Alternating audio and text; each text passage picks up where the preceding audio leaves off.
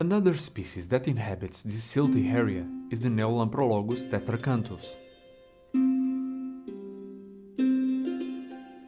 The ocellatus doesn't pay much attention to other species passing by, like the Limnochromis auritus and even the Lamprologus cunningtoni, one of the most notorious menaces to small fish in this area.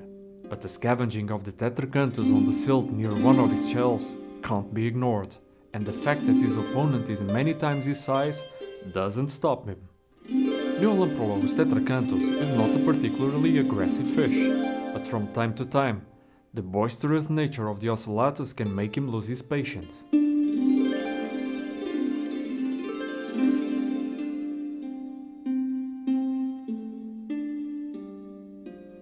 Having such a large territory provides the opportunity to hunt small animals hiding in the silt and tufts of algae.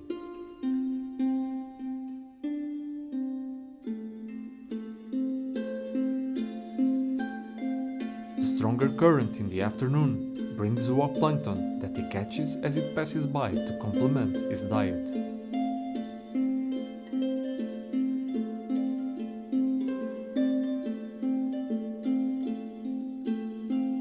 Although Lamprologus ocellatus is considered a harem brooder, they can also be seen living as couples. The male tries to attract females to his territory that must include a few shells to house them. This female seems to have moved in recently, and she is still working on her shell. The shell must be buried in the silt with the opening at ground level.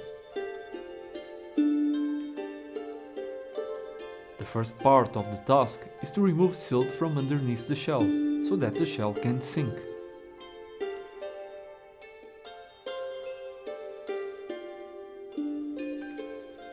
After the shell is at an appropriate level, it's time to start covering it again. If there's something that can get the attention of an ocellatus, is the dust clouds caused by digging activities. Once the female settles inside the male's territory, it's her that has to seduce the male.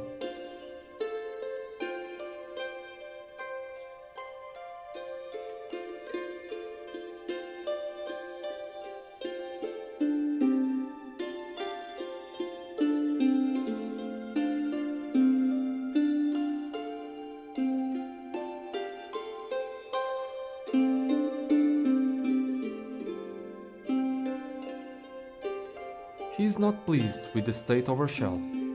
It still needs some work. His visits encourage her to work even harder to finish her job. The shell still needs to be slightly deeper and then covered. Ideally, the shell should be as discreet as possible so that it doesn't catch the attention of potential predators of the fry and even of the female herself.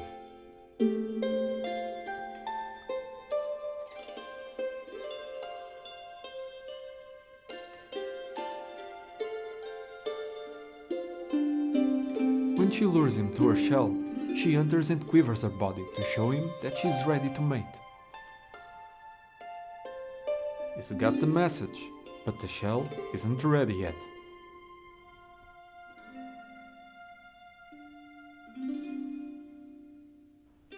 She has already removed enough silt from underneath the shell. It's time to cover it.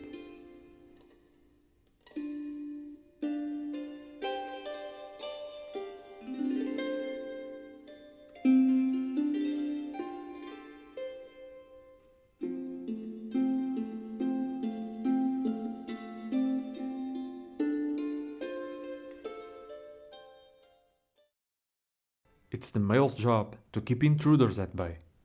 This applies to potential predators like this large Lamprologus cunningtoni.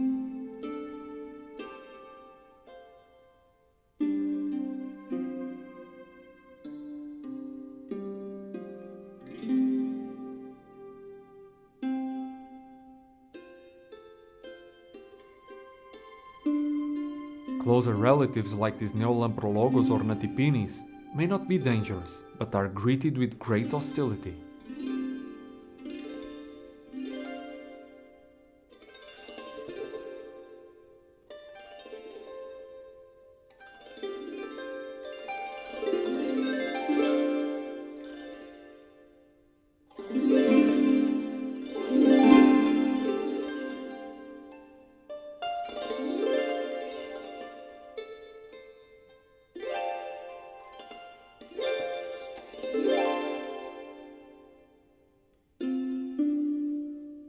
These two species compete for exactly the same resources in what concerns food and shelter. This young female ocellatus has every reason to be happy with her choice of a partner.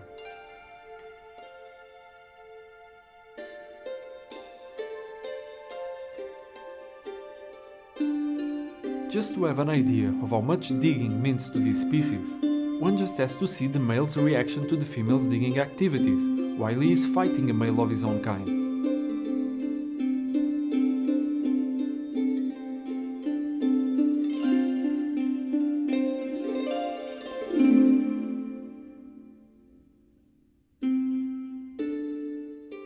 These apparently barren wastelands of shells and silt are teeming with life and stories filled with every conceivable twists and turns.